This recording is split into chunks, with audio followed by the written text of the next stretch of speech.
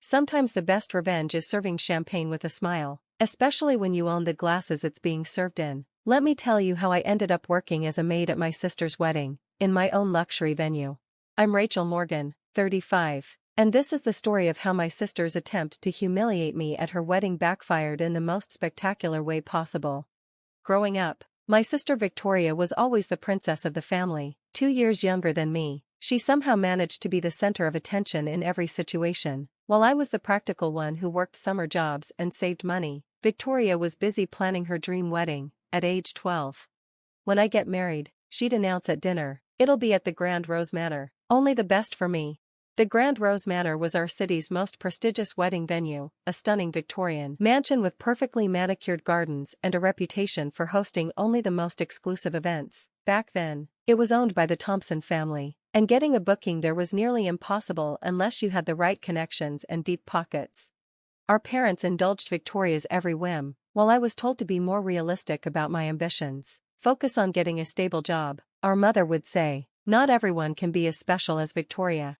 So I did exactly that. I got a job. Several, actually. Starting at 16, I worked every position I could at various hotels and event venues, from housekeeping to serving, from front desk to event planning. I learned every aspect of the hospitality industry from the ground up.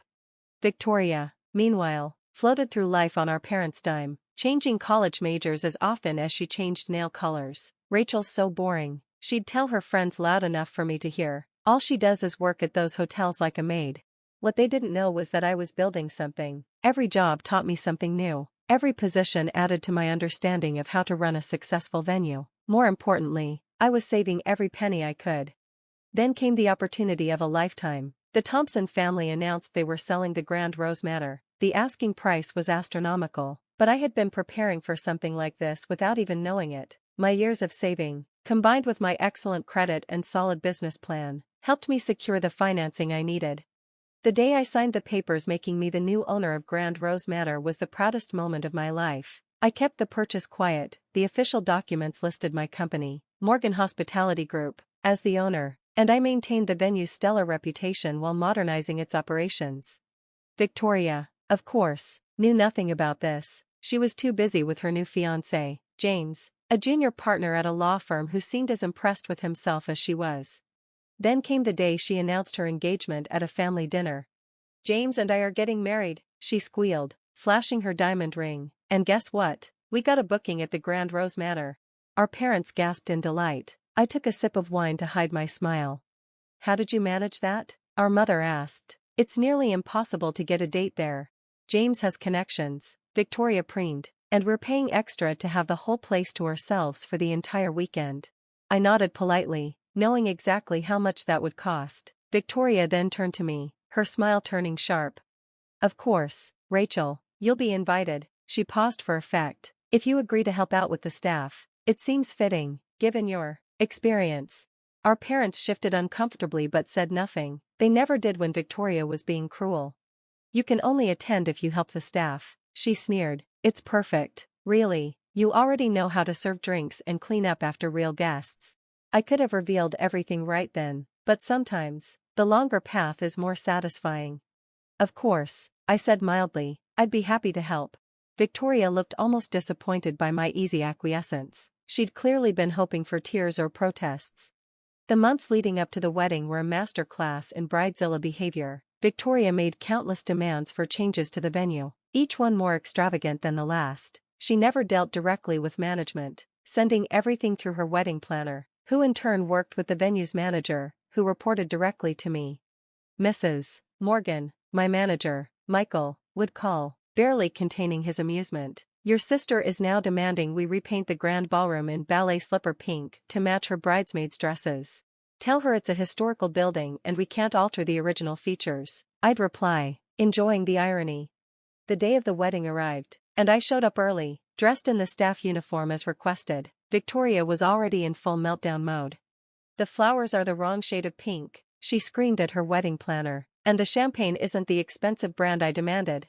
I knew for a fact that both the flowers and champagne were exactly what she'd ordered. I'd checked the invoices myself. "The staff here is incompetent," she raged, then spotted me. "Oh good, at least you're where you belong, with the help." I spent the next few hours serving drinks, clearing plates, and watching my sister's perfect day unfold. The ceremony went smoothly, though Victoria nearly had a fit when one of her bridesmaid's shoes squeaked on the marble floor.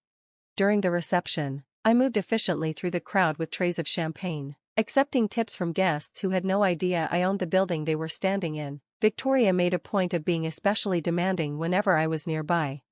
"Rachel, more champagne for my table," she'd call out imperiously. "Try not to spill it this time, though I know serving properly is probably beyond your capabilities."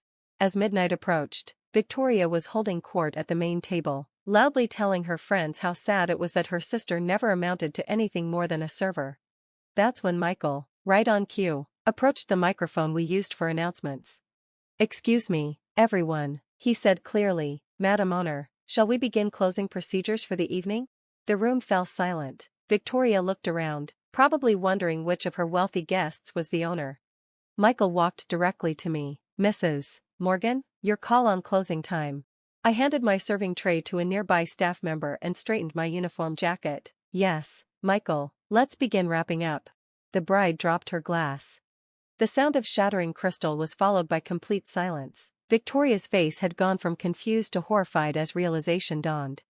What is this?" she stammered. "Oh," I said casually, "did I forget to mention? I own the Grand Rose Manor, have for about 3 years now. Thanks for choosing us for your special day. Your final payment cleared beautifully, by the way." James, who had been reaching for his champagne, knocked over his glass. Our parents sat frozen, mouths agape. "This is impossible," Victoria whispered. "You're a maid." "Actually, I'm a successful business owner who chose to honor her sister's peculiar request to work as staff at her wedding, in my own venue, which you paid quite a premium to book exclusively." The silence was broken by someone in the back of the room starting to laugh. Soon, others joined in, and Victoria's face turned as pink as her bridesmaids' dresses. You planned this," she accused, standing up so quickly her chair fell backward. "You deliberately humiliated me at my own wedding." "No, Victoria," I said calmly, "you did that all on your own. I simply provided excellent service, as we always do at the Grand Rose Manor." Our mother found her voice first. "Rachel, why didn't you tell us? Would you have believed me?" I asked. "You've spent years agreeing with Victoria that I was nothing more than a maid. When I tried to tell you about my business plans, you told me to be more realistic." Our father, looking years older suddenly, slumped in his chair. "We were wrong." Victoria wasn't ready to concede. "This is my wedding, you can't just—" "Can't what?" I interrupted. "Provide the exact services you requested? Fulfill every demand you made? Work as staff because you insisted it was the only way I could attend my own sister's wedding?" The wedding planner, who had been watching everything unfold with wide eyes, chose that moment to approach Victoria. "Mrs. Peterson, should we proceed with the late-night snack service as planned?" Victoria stood there, mouth opening and closing like a fish out of water. Her new husband, James, had the good sense to look embarrassed by the whole situation. "Yes," I answered for her. "Please proceed with all services as contracted. This is still my sister's wedding, and the Grand Rose Manor always delivers excellence." The next hour was deliciously awkward. Victoria sat at her table, barely touching her food, while guests whispered and pointed. Some even came up to congratulate me, not on being part of the wedding, but on owning such a prestigious venue.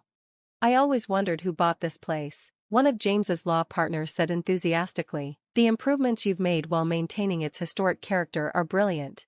Victoria looked like she was sucking on a lemon every time someone praised the venue, which, as I knew from experience, happened constantly. The Grand Rose Manor was, after all, the most sought-after wedding venue in the city.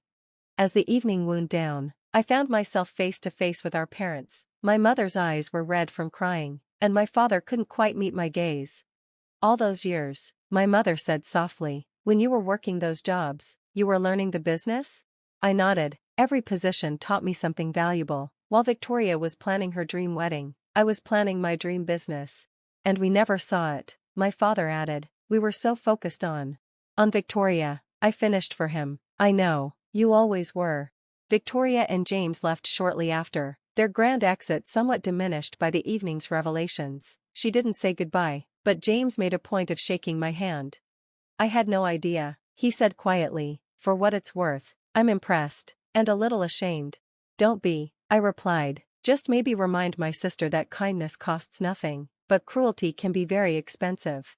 He nodded, understanding the subtle reference to the premium rates they'd paid for their wedding package.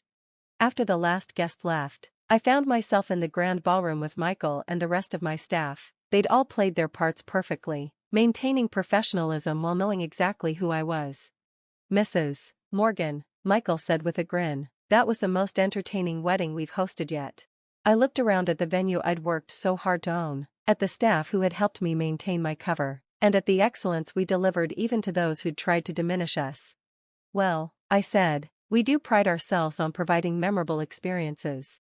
The aftermath of the wedding was interesting, to say the least. Victoria didn't speak to me for months, which was actually quite peaceful. Our parents, on the other hand, suddenly wanted to know everything about my business. "But how did you manage to buy it?" my mother asked over coffee one day. I explained about the years of saving, the business plan, the loans, and the investors who believed in my vision. Her eyes widened with each detail. "All that time," she whispered, "we thought you were just a maid?" I finished. "Maybe that's the problem. You and Dad never asked what I was really doing, you just assumed." The Grand Rose Manor's reputation only grew after Victoria's wedding. Somehow, the story of the owner working as staff at her own sister's wedding got out, and our bookings increased. People loved the idea of an owner who understood every aspect of the business, who had worked her way up from the ground floor. Victoria eventually broke her silence, though not in the way anyone expected. She showed up at my office 6 months after the wedding, looking uncomfortable. "I need a job," she said without preamble. I raised an eyebrow. "Excuse me? James and we're having some financial difficulties, and I thought, since you own this place." "You thought what?" I asked. "That after treating me like a servant at your wedding, you could just walk in and demand a management position?" She had the grace to look embarrassed. "I know I was awful. I've always been awful to you, but I'm asking for a chance to learn, like you did." I considered her request carefully. "You know, any position we have available would be entry-level, right? Probably starting in housekeeping or service?" "Like a maid?" she asked, and for the first time, there was no sneer in her voice. "Yes," I confirmed, "like a maid, the same position I started in, learning every aspect of this business from the ground up."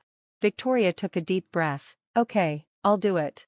And surprisingly, she did. Victoria started working at the Grand Rose Manor as a member of the housekeeping staff. It wasn't easy for her. Years of being the princess had left her unprepared for real work, but something unexpected happened. She started to change.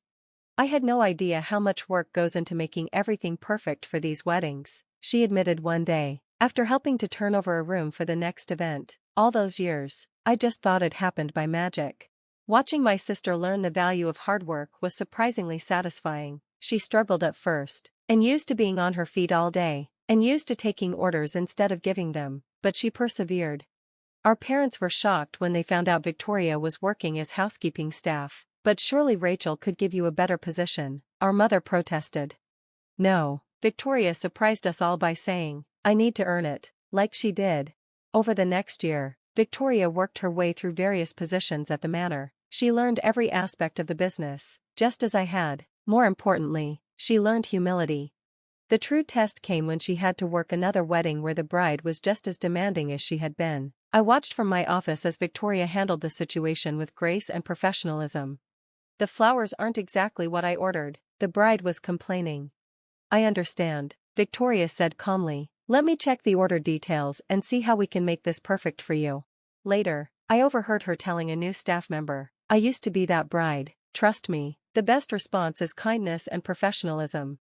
2 years after her own wedding, Victoria had worked her way up to event coordinator. She earned every promotion through hard work and dedication, not through our relationship. The staff, who initially were wary of her given our history, came to respect her. One evening, after a particularly successful event, Victoria came to my office. "Thank you," she said simply. "For what?" "For letting me be awful to you at my wedding, for letting me work here when I didn't deserve it, for teaching me what real success looks like." I smiled. "You know, the Grand Rose Manor has always been about making dreams come true, even if sometimes those dreams look different than we expected."